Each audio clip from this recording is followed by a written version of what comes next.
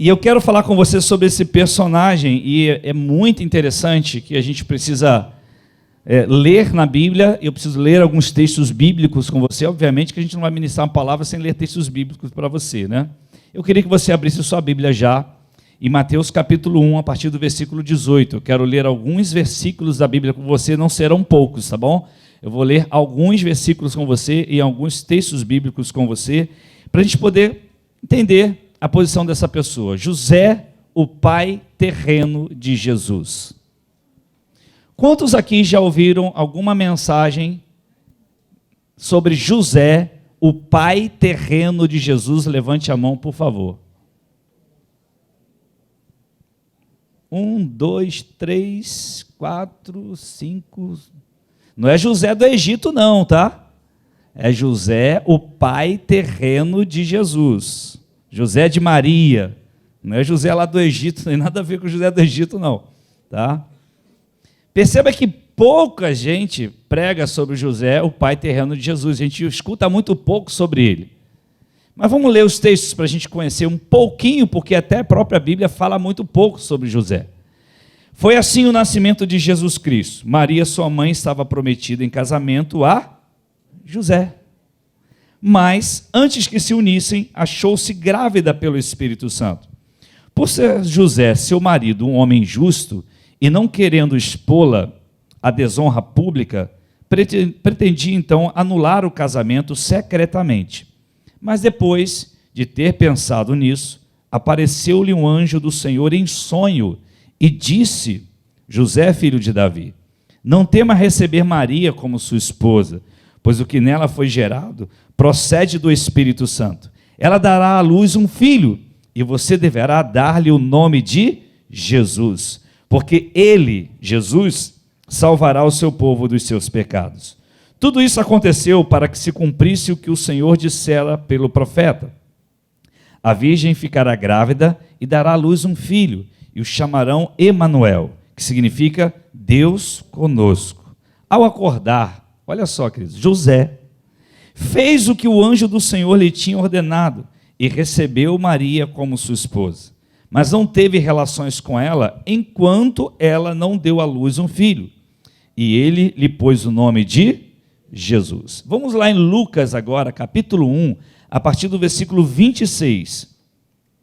Eu quero reforçar mais ainda sobre José e sobre algumas citações de José, o pai terreno de Jesus, tá bom? Lucas 1, a partir do versículo 26. No 6º mês, Deus enviou o anjo Gabriel a Nazaré, cidade da Galileia, a uma virgem prometida em casamento a certo homem chamado José, descendente de Davi. O nome da virgem era Maria. O anjo, aproximando-se dela, disse: Alegre-se, agraciada, o Senhor está com você. Maria ficou perturbada com essas palavras, pensando no que poderia significar esta saudação. Mas o anjo lhe disse: Não tenha medo, Maria. Você foi agraciada por Deus. Você ficará grávida e dará à luz um filho, e lhe porá o nome de Jesus. Ele será grande e será chamado Filho do Altíssimo. O Senhor Deus lhe dará o trono de seu pai Davi, e ele reinará para sempre sobre o povo de Jacó. Seu reino jamais terá fim. Perguntou Maria ao anjo: Mas como acontecerá isso se sou virgem? O anjo respondeu: O Espírito virá sobre você, e o poder do Altíssimo a cobrirá com a sua sombra. Assim, aquele que há de nascer será chamado Santo, Filho de Deus.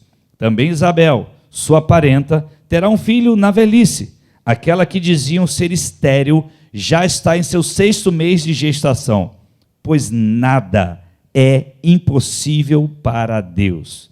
Respondeu Maria: Sou serva do Senhor, que aconteça comigo conforme a tua palavra. Então o anjo a deixou. Lucas capítulo 2, a partir do versículo 1. Vamos lá, você gosta de Bíblia? Amém? Então vamos ler Bíblia. Naqueles dias, César Augusto publicou um decreto ordenando o recenseamento de todo o Império Romano. Este foi o primeiro recenseamento feito quando Quirino era governador da Síria. E todos iam para a sua cidade natal a fim de alistar-se. Assim, José também foi da cidade de Nazaré da Galileia para a Judéia, para Belém, cidade de Davi, porque pertencia à casa e linhagem de Davi. Ele foi a fim de alistar-se com Maria, que lhe estava prometida em casamento e esperava um filho. Enquanto estavam lá, chegou o tempo de nascer o bebê, e ela deu à luz o seu primogênito. Envolveu-o em panos e colocou numa manjedoura, porque não havia lugar para eles na hospedaria. Havia pastores que estavam nos campos próximos e durante a noite tomavam conta dos seus rebanhos. E aconteceu que um anjo do Senhor apareceu-lhes e a glória do Senhor resplandeceu ao redor deles e ficaram aterrorizados. Mas o anjo lhes disse: não tenham medo. Estou trazendo boas novas de grande alegria para vocês, que são para todo o povo. Hoje, na cidade de Davi, nasceu o Salvador, que é Cristo o Senhor. Isso servirá de sinal para vocês. Encontrarão o bebê envolto em panos e deitado numa manjedoura. De repente, uma grande multidão do exército celestial apareceu com o anjo, louvando a Deus e dizendo: glória a Deus nas alturas e paz na terra aos homens aos quais ele concede o seu favor. Quando os anjos os deixaram e foram para os céus, os pastores disseram uns aos outros: vamos a Belém e vejamos isso que aconteceu e que o Senhor nos deu a conhecer. Então correram para lá e encontraram Maria e José e o bebê deitado na manjedoura. Depois de o verem, contaram a todos o que lhes fora dito a respeito daquele menino. E todos os que ouviram o que os pastores diziam ficaram admirados. Maria, porém, guardava todas essas coisas e sobre elas refletia em seu coração. Os pastores voltaram glorificando e louvando a Deus por tudo que tinham visto e ouvido, como lhes fora dito. Completando-se os 8 dias para a circuncisão do menino, foi-lhe posto o nome de Jesus, o qual lhe tinha sido dado pelo anjo antes dele nascer. Completando-se o tempo da purificação deles, de acordo com a lei de Moisés, José e Maria o levaram a Jerusalém para apresentá-lo ao Senhor, como está escrito na lei do Senhor: todo primogênito do sexo masculino será consagrado ao Senhor, e para oferecer um sacrifício de acordo com o que diz a lei do Senhor, 2 rolinhas ou 2 pombinhos. Vamos ao continuar no capítulo 2, versículo 40. Esse agora, o texto que eu vou ler, é o último texto que retrata José ainda vivo. Nesse momento que nós vamos ler aqui, Jesus tinha cerca de 12 anos de idade e ninguém sabe ao certo, sabe precisar ao certo, quando foi a morte de José. Então as pessoas não conseguem, os teólogos, os historiadores, existem alguns pontos que são citados a respeito disso, mas na Bíblia não há um relato claro a respeito disso. Nesse momento aqui, José ainda estava vivo. Vamos lá, Lucas 2, a partir do versículo 40.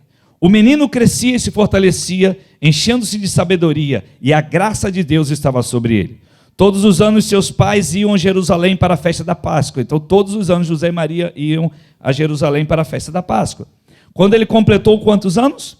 12 anos de idade, eles subiram à festa conforme o costume. Terminada a festa, voltavam seus pais para casa. O menino Jesus ficou em Jerusalém sem que eles percebessem. Pensando que ele estava entre os companheiros de viagem, caminharam o dia todo. Então começaram a procurá-lo entre seus parentes e conhecidos. Não o encontrando, voltaram a Jerusalém para procurá-lo. Depois de 3 dias, o encontraram no templo, sentado entre os mestres, ouvindo-os e fazendo-lhes perguntas. Todos os que o ouviam ficavam maravilhados. Quantos anos Jesus tinha? 12 anos. Todos os que o ouviam ficavam maravilhados com o seu entendimento e com as suas respostas. Quando seus pais o viram, ficaram perplexos. Sua mãe lhe disse: filho, por que você nos fez isso? Seu pai e eu estávamos aflitos à sua procura. Ele perguntou: por que vocês estão me procurando? Não sabiam que eu deveria estar na casa de meu pai? Mas eles não compreenderam o que lhes dizia. Então foi com eles para Nazaré e era-lhes obediente. Sua mãe, porém, guardava todas essas coisas em seu coração. Jesus ia crescendo em sabedoria, estatura e graça diante de Deus e dos homens. O último texto que eu quero ler com você é Mateus capítulo 13, a partir do versículo 53. É nesse texto que José é lembrado como um carpinteiro, ele tinha a profissão de carpinteiro. Quando acabou de contar essas parábolas, Mateus 13, a partir do versículo 53, quando acabou de contar essas parábolas, Jesus saiu dali. Chegando à sua cidade, começou a ensinar o povo na sinagoga. Todos ficaram admirados e perguntavam: de onde vem essa sabedoria, esses poderes milagrosos? Não é este o filho do carpinteiro? O nome de sua mãe não é Maria? E não são seus irmãos Tiago, José, Simão e Judas? Não estão conosco todas as suas irmãs?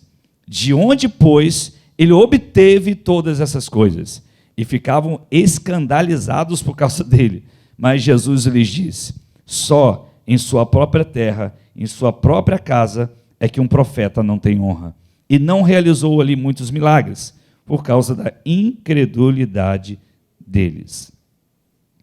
Geralmente nós citamos, e a própria Bíblia o faz, muito mais Maria como um grande exemplo de entrega, de obediência, de humildade e de fidelidade a Deus. E esse é fato, né, queridos? Não podemos negar isso. Porém, Deus não escolheu somente Maria. Deus escolheu um casal. Como que Maria poderia ter um filho e criá-lo estando sozinha naquela época? Isso não poderia acontecer. Então Deus levanta José. José não foi um detalhe na história. José foi uma base sólida na vida de Jesus. Por isso ele era chamado de homem justo. Homem justo. Hoje eu quero deixar com você 5 lições que podemos aprender com José e aplicarmos essas lições em nossas vidas. Primeira lição que a gente tem que guardar sobre a vida de José: nós não precisamos de evidência para sermos fundamentais. Eu vou repetir: nós não precisamos de evidência para sermos fundamentais. Vou repetir: nós não precisamos de evidência para sermos fundamentais. Se você ver a vida de José, ler os textos bíblicos, nós podemos hoje ler os textos bíblicos que José foi citado. Se fôssemos ler os textos de Maria, de Pedro, de Paulo e tantos outros, a gente ia passar a noite inteira aqui. Mas a gente conseguiu ler os textos onde José é citado na Bíblia. E aí você percebe que, apesar de pouca evidência bíblica, apesar de aparecer pouco na história, ele foi de fundamental importância. Então é importante você entender que você não está na história da sua família por acidente, mas por um propósito. Você precisa crer nisso. Por vezes nós olhamos até para nós mesmos e podemos nos ver como uma pessoa insignificante. Parece que não há significado em nossa existência. Pensamos que nossa presença pode não fazer diferença na nossa casa.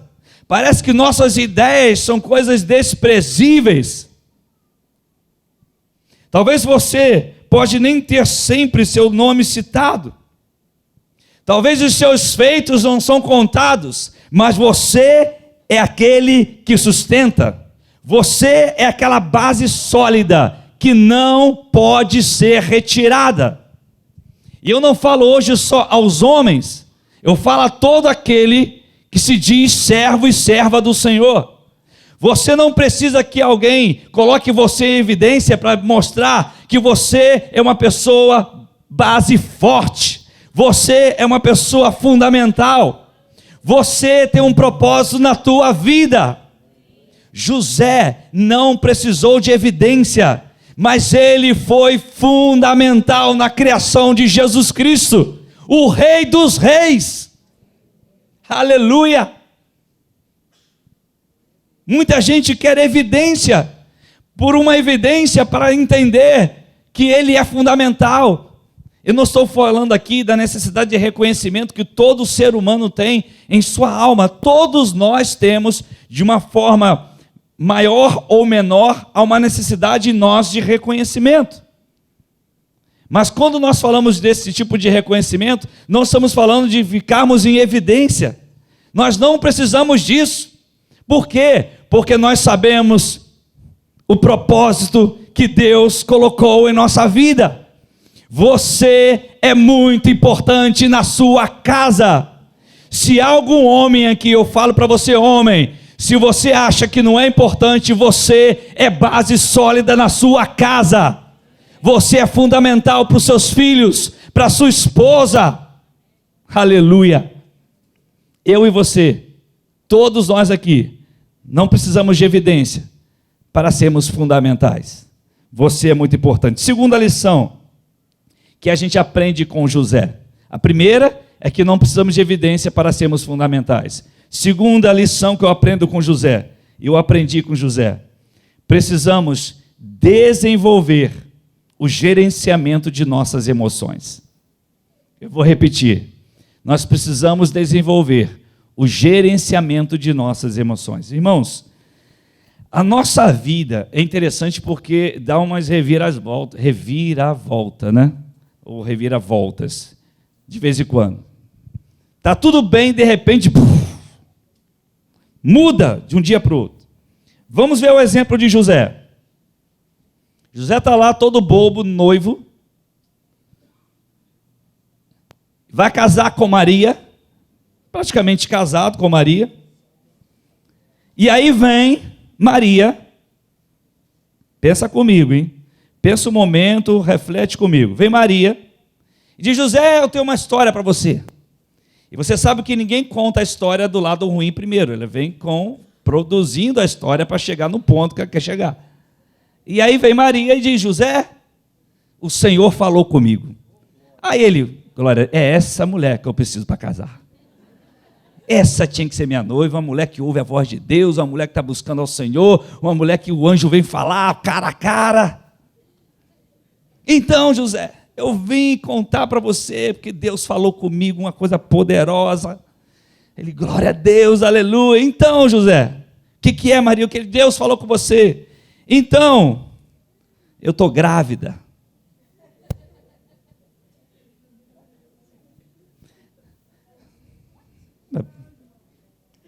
Na hora, Tico e Teco deu um nó na cabeça de José. Peraí, Deus falou com você, o anjo veio, sei o que, trovões e céus e tal. Você está grávida? Como assim? Mas a gente não tive relacionamento nenhum com você. Não, mas é do Espírito Santo. A gente vai lendo o texto bíblico, parece muito espiritual a coisa, né, queridos? Mas é espiritual, é claro. Mas imagine a cabeça de José naquele momento. Foram minutos e horas. Tente colocar você e eu, vamos lá, nós dois aqui. Acontece com você. Não foi do Espírito Santo.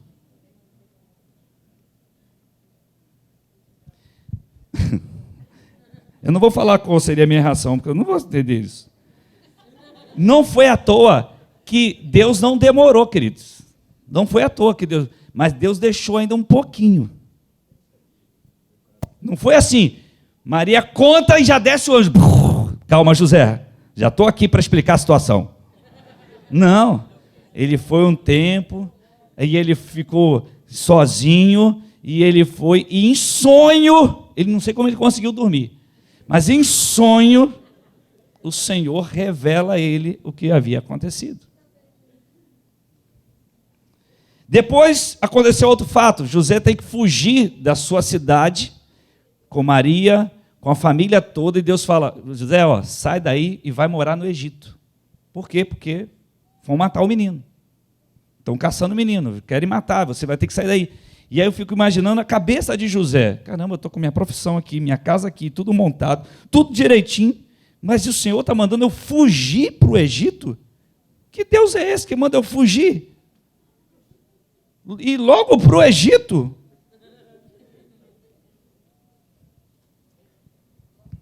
Imagine José tendo que lidar com as revelações de Jesus, queridos. Imagine Jesus com 10 anos de idade, o cachorrinho morreu, Jesus ressuscita. Aí o cachorro morre de novo, Jesus ressuscita. Não tem isso na Bíblia, tá, queridos? Nada disso. Estou falando assim, imagine José lidando com Jesus, né? Pô, Jesus, né? Ele amava o cachorrinho. Aí ele olhava para o cachorrinho e morreu. Ressuscita, eu quero você de volta. Não tem isso na Bíblia, só estou brincando. Mas imagina, porque lá no templo, aos 12 anos de idade, ele ficou perplexo. A Bíblia fala. E mais ainda, José ainda tinha que administrar o relacionamento dos seus filhos. Você viu no texto que Maria depois teve filhos e filhas. Então tinha lá o rei dos reis e os demais. Lidar com tudo isso não era fácil. Eu confesso a vocês que um dos maiores desafios em nossa vida é gerenciar nossas emoções. Não é fácil. Nossas emoções, elas vivem diante de circunstâncias que a vida nos impõe numa gangorra, queridos. É lidar com o inesperado, aquilo que vem do nada, é lidar com as repetições, com o cotidiano, ou com, como que se fala, o dia a dia, né? A rotina do dia a dia, você tem que lidar com aquela rotina, todo dia a mesma coisa, e aí você já está, a paciência está esgotando, é lidar com as pressões internas dentro de você, é lidar com as pressões externas. E eu cito sempre o exemplo do pastor, do apóstolo Evandro, que é psicólogo, né, terapeuta, e eu fiz terapia com ele por muito tempo, e ele falava para mim, falava assim, olha, Wagner, você tem que aprender a fazer furo no copo. Por quê? Porque ele já falou isso aqui em algumas reuniões, e ele porque toda hora é uma gota que cai no copo. Você pega seu carro e vai pegar o trânsito e vai trabalhar, e de repente alguém te fecha, aí vem uma gotinha. Aí você sai de casa, de repente teve uma discussão, aí uma gotinha. Aí o filho te desobedeceu, é uma gotinha. Aí o patrão ou o empregado, não sei o que acontece, é uma gotinha, e o copo começa a encher, a encher, a encher. Vai ter uma hora que o copo vai transbordar, não tem jeito. Ele falou, Wagner, aprenda a fazer furos no copo. Se você não aprender a fazer os furos no copo, eu falei, como que eu faço isso, meu Deus? Não é fácil. José, queridos, para mim, e quando você começa a ler os textos bíblicos, que são muito poucos, mas você vê a história, José foi um homem que foi um gerente de emoções. Ele soube gerenciar todos os momentos que ele passou. Esse é um dos maiores desafios na nossa vida, sem dúvida. Você se irrita? Irmãos, hoje eu cheguei em casa, a comida não estava pronta. Eu fiquei bravo, irmãos. Eu não tenho medo de falar as coisas, não. Você também passa por isso? Eu vou apanhar mesmo, daí. Minha esposa está ali. Falei, caramba, eu estava lá na igreja fazendo uma porção de coisa. Podia pelo menos botar a lasanha do mercado, que a gente compra para domingo, que de domingo é dia de lasanha do mercado, sabe disso, né? Que é mais rápido, né? Para a gente almoçar. O arroz já está pronto, geralmente. Você já ficou irritado alguma vez, querido? Já ficou bravo? Gerenciar, né, Paulo? Gerenciar nossas emoções não é fácil, mas é possível. Só tem um jeito: dependência do Espírito Santo. Se não for assim, a gente não consegue gerenciar as emoções. E não é só para a gente ficar bravo, não, é porque a gente fica triste, a gente fica abatido. Vem as notícias ruins, né, Del? De repente surge um câncer na família. Aí você já vem com aquele monte de coisas na mente, porque quando você recebe uma notícia desse tipo, aí você viaja, meu irmão. E geralmente você não vai para o milagre, você vai para outro lugar. Porque são nossas emoções. Nós não somos robôs. O crente não é robô, querido, que... Não, mas você é crente. Tem gente que fala isso, você é crente, você tem que confiar. Espera aí, eu sou um ser humano, eu sinto dor, eu sinto tristeza. Às vezes fico com raiva. E a gente desenvolver isso, temos que olhar para a vida de José. O que José fazia? A Bíblia diz, ele era chamado justo, ele era um homem que buscava no seu, ele não se precipitava. Imagine, meu irmão, imagine se José, quando recebeu a notícia de Maria, fosse na cara de Maria e mandasse. E aí ele teria, inclusive, a aprovação do povo que estava junto com ele. Pode ter certeza disso, naquele tempo Maria seria apedrejada. Ele respirou fundo, mas ele era um homem. Deus escolheu José, porque ele conhecia o coração de José. José não começou um relacionamento com Deus depois que teve o problema, a situação de Maria, não. José já era um homem justo.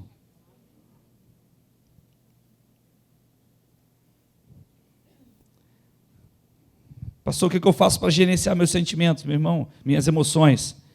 É andar e viver na dependência do Espírito Santo, não tem outro jeito, querido.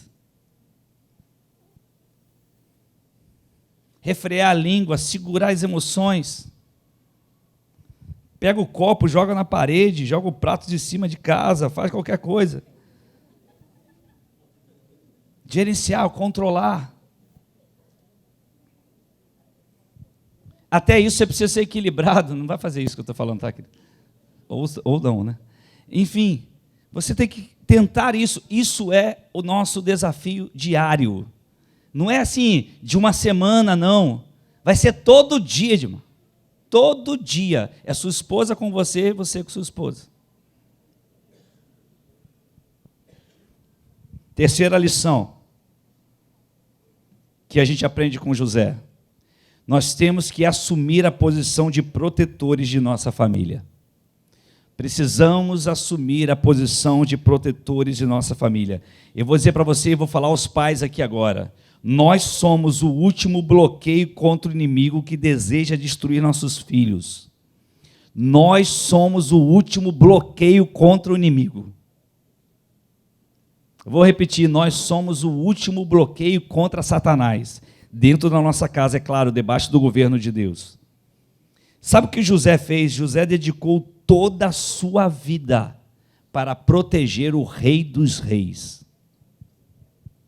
José, o tempo todo, ele protegeu Maria, o tempo todo ele protegeu Jesus, o tempo todo ele protegia seus filhos, o tempo todo, tudo que ele fazia de forma muito especial. Jesus foi guardado por José.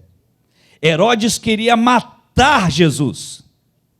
Então todas as ações de José sempre eram protetivas. Protegeu Maria de uma desonra pública, protegeu Jesus em todo o tempo, sempre protegeu Jesus, sempre protegeu sua família. E eu posso dizer também aos filhos, vocês precisam assumir a posição de honra dentro de casa e também assumirem a proteção da casa de vocês. Nós precisamos proteger a nossa casa. Vou falar aqui uma brincadeira, mas é sério. O namorado da sua filha precisa te conhecer, pai. O namorado da sua filha precisa te conhecer, pai. Pastor Rodrigo, eu digo. Eu tinha que falar, né? Para mim é um exemplo para isso. Eu lembro quando eu conheci a Eliana, minha esposa, aí ela... Sabe como é que é, né? Você está começando a namorar, e papo vai, papo vem, papo vem. Todo garoto de 15, 16 anos, o que ele pensa? Quero beijar, quero beijar. Não era diferente. Eu não sou Jesus Cristo, tá, irmãos? Então, sou um ser humano. Jesus também era um ser humano, mas ele era Deus. Agora, normal. E aí, um dia, e aí, Eliana? A gente está conversando, né? Sabe como é, né? Ela... Você vai fazer o seguinte, primeiro você vai lá falar com meu pai. Ela falou isso para mim, queridos. Primeiro você vai lá em casa e vai falar com meu pai. Eu já era, né? Aí sabe o que aconteceu? Eu me apaixonei na hora, meus irmãos. É nessa hora que você se apaixona. Eu falei, agora, encontrei. Uma moça fala isso para mim, meu irmão. Eu já encontrei. É isso aí. Uma moça que fala isso, eu já entendo o que ela quer para a vida. Tinha 16 anos, ela tinha 15 anos. E ela tinha perdido a mãe, ela que cuidava dos irmãos. Ela que fazia comida, ela que fazia as marmitas do pai, fazia aos 15 anos de idade. cuidava da sua casa, a mãe já tinha falecido. E tinha aceitado a Jesus há 6 meses. Mas tinha princípios. Isso é tremendo, queridos. Sabe o que ela estava fazendo? Ela estava protegendo a casa dela. Por quê? Porque ela aprendeu isso com seus pais. Filhos geralmente não vão entender isso, alguns não vão compreender, mas nós somos os protetores. Somos protetores, inclusive, nas finanças da nossa casa. Lembra quando Jesus recebeu aquelas ofertas lá, ouro? Você acha que Jesus ofereceu ouro porque é do seu governo, do seu reinado, mas não foi só isso, queridos. Na prática, José ia precisar daquele ouro, irmãos. Ele teria que cuidar de Jesus, teria que cuidar de Maria, e teria que fugir para o Egito. Ele ia precisar de recursos. Deus já via lá na frente, Jesus sabia de tudo, sabia. Nessa terra, Jesus precisaria desse recurso. Quem teria que administrar esse recurso? José. José foi especialíssimo nisso, ele foi um administrador de excelência. Ele protegeu a casa, inclusive com recursos financeiros, debaixo de sabedoria dada por Deus. Seja um protetor da sua casa, inclusive nas finanças. Você pode proteger sua casa com as finanças, queridos. 4ª lição que eu aprendo com a vida de José. Se perdermos a sensibilidade à voz do Espírito Santo, colocamos a nossa casa em risco. Se perdermos a sensibilidade à voz do Espírito Santo, nós vamos colocar nossa casa em risco. José, ele estava sempre com seus ouvidos atentos à direção de Deus. Nossa família, nossa família depende dessa sensibilidade. Você ouvir a voz de Deus. E sabe como que a gente escuta a voz de Deus? Sabe como? A palavra, a Bíblia. Tem muita gente que quer ouvir a voz de Deus. Eu vou lá para o culto para ouvir a voz de Deus. Beleza. Aí eu vou ouvir a mensagem tal na rádio tal para ouvir a voz de Deus. Tá bom, tudo bem, não há pecado nenhum nisso. Mas não lê Bíblia. Como que você quer ouvir a voz de Deus se você não lê Bíblia, querido? A Bíblia é a palavra de Deus. É Deus de forma escrita. Se você quer ouvir a voz de Deus, leia a Bíblia. Se você ler a Bíblia todos os dias, você vai ouvir a voz de Deus todos os dias. Deus falará com você todos os dias. E mesmo quando você não entender o que você está lendo, escuta o que eu vou te falar. Você vai sair dali, você vai para a sua faculdade, você vai para a sua escola, você vai para o seu trabalho, e você lê um texto que você não entendeu nada. Quando você chega lá e aconteceu uma circunstância, Deus irá trazer à sua memória aquilo que você leu. Aí você vai entender o que Deus queria falar contigo. É Deus falando com você. Se você quer ser sensível à voz do Espírito Santo, leia a Bíblia. A Bíblia não é um livro qualquer, é a palavra de Deus. Nós só vamos ter sensibilidade à voz do Espírito Santo se lermos a Bíblia. Se você não conhecer a Bíblia, você não tem sensibilidade à voz do Espírito Santo. Você só fica buscando um profeta para falar, um pastor para falar, um irmão para falar, alguém para botar a mão na sua cabeça e dar uma palavra. Não, isso não é o suficiente. A Bíblia é a palavra de Deus. E Ele pode falar com você agora, Ele pode falar com você amanhã, Ele pode falar com você o dia todo. Só você ler a palavra de Deus. José tinha isso. E quinto e último lugar. Quinta e última lição que eu aprendi com José. Nós precisamos ser homens justos. A Bíblia chama José um homem justo. José era um homem justo. O que é um homem justo? Um homem justo é aquele que faz o que diz.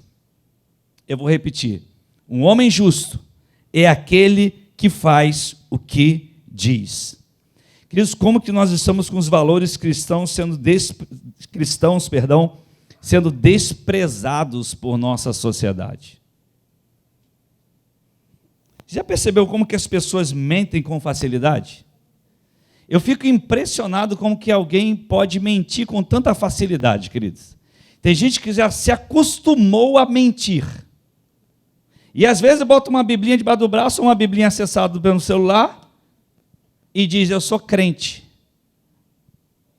E ainda mente. Uma das coisas mais importantes da sua vida, se nós queremos ser transformados, é falar a verdade. Mesmo que seja uma verdade que vá mexer com você. Você fala a verdade, você é curado.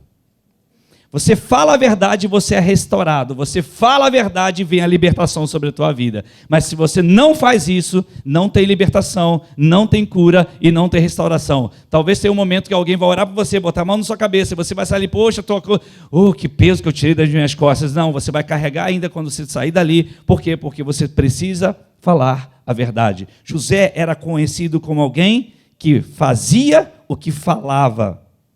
Era uma pessoa que prometia e cumpria o que prometia. Não era à toa, ele era carpinteiro.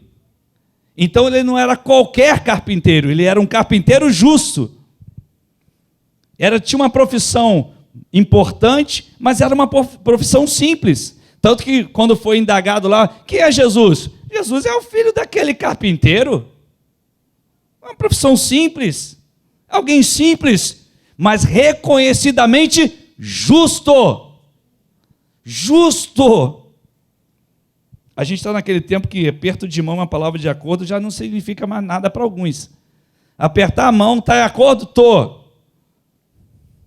Tem gente assinando documentos, já não está ligando mais para isso.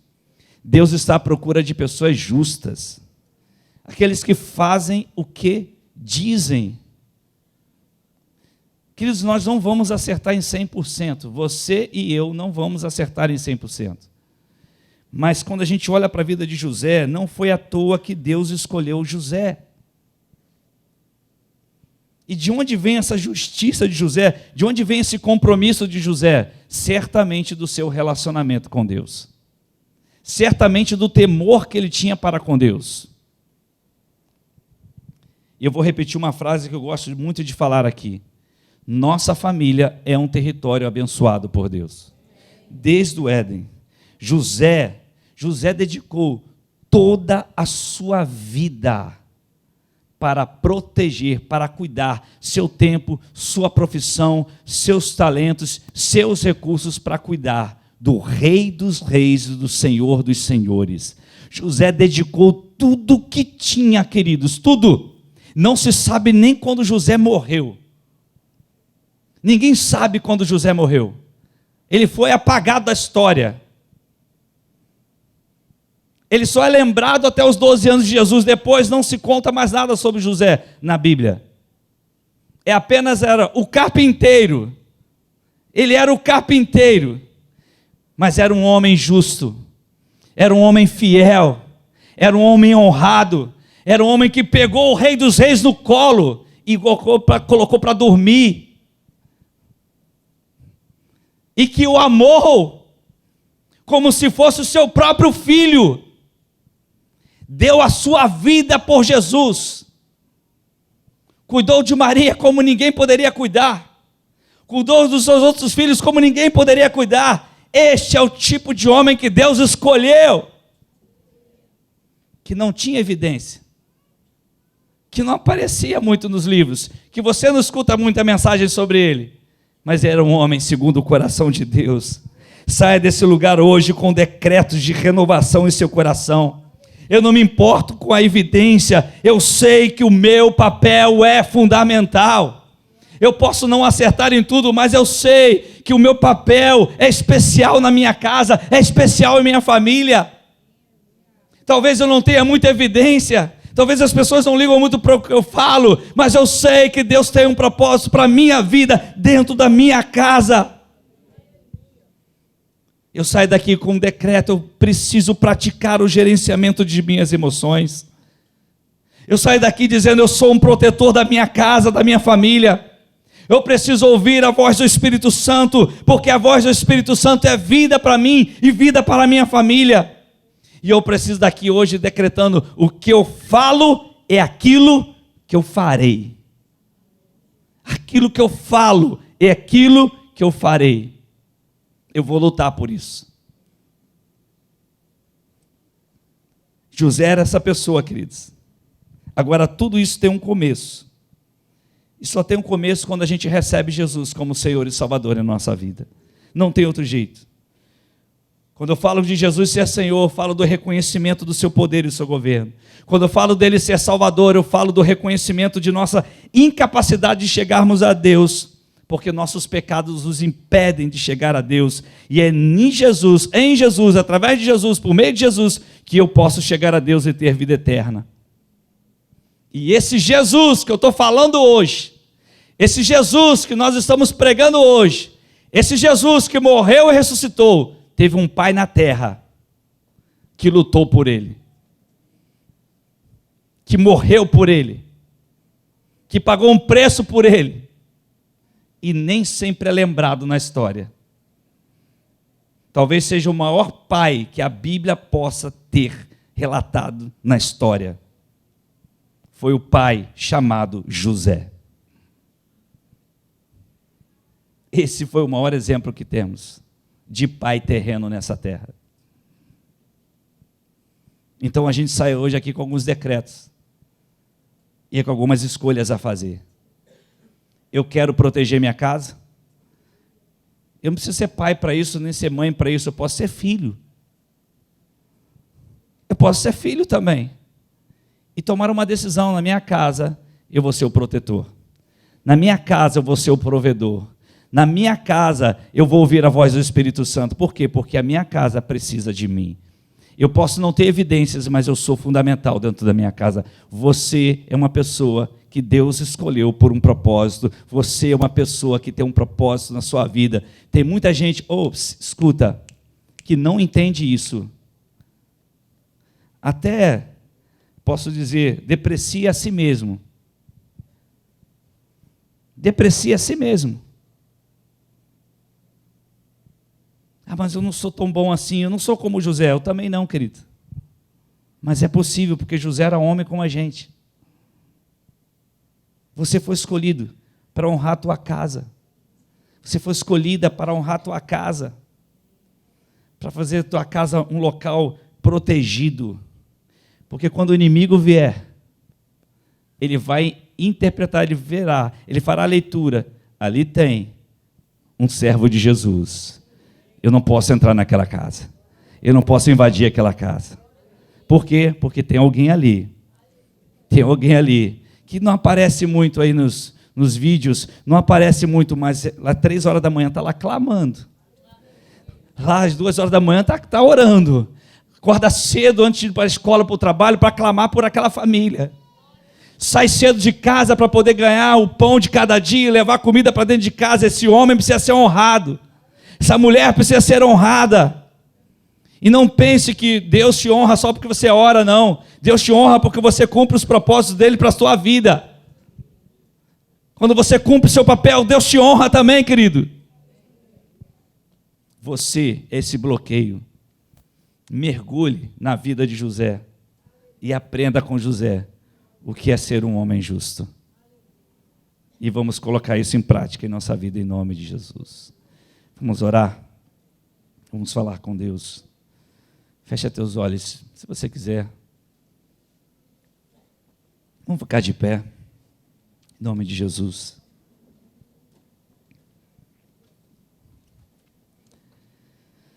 Ô Espírito Santo de Deus.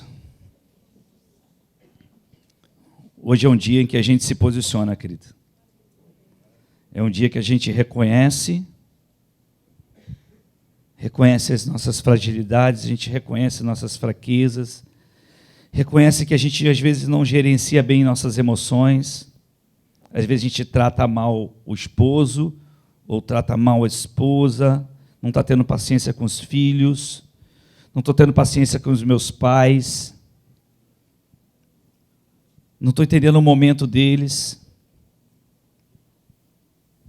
Há tanta coisa acontecendo, queridos, ao mesmo tempo. Tanta coisa. Tanta coisa. Há uma canção que a pastora Andréia cantou agora há pouco, estava ministrando. Eu gostaria que aquela canção fosse ministrada, se possível. Eu fico imaginando, quando a pastora Andréia estava ministrando e estávamos cantando juntos, eu fico imaginando José administrando tudo isso, queridos. José administrando desde o início de tudo, desde ouvir a notícia com Maria, que a primeira notícia veio de Maria, não veio nem do Senhor. Você viesse do Senhor primeiro era mais fácil, mas veio de Maria primeiro. Sabe, hoje é um dia da gente se posicionar, um dia da gente dizer: Senhor, eu estou aqui, eu decido ser esse bloqueio contra o inimigo em minha casa. E se eu preciso começar hoje recebendo Jesus como meu Senhor e Salvador, que assim seja, que seja agora esse momento. Seja agora o momento que eu vou abrir, vou reconhecer que Jesus é o meu Senhor, que o governo é dele. Eu vou reconhecer que ele precisa ser meu Salvador pela minha incapacidade de chegar a Deus, devido aos meus pecados. Eu quero me entregar por inteiro. Eu quero me entregar agora.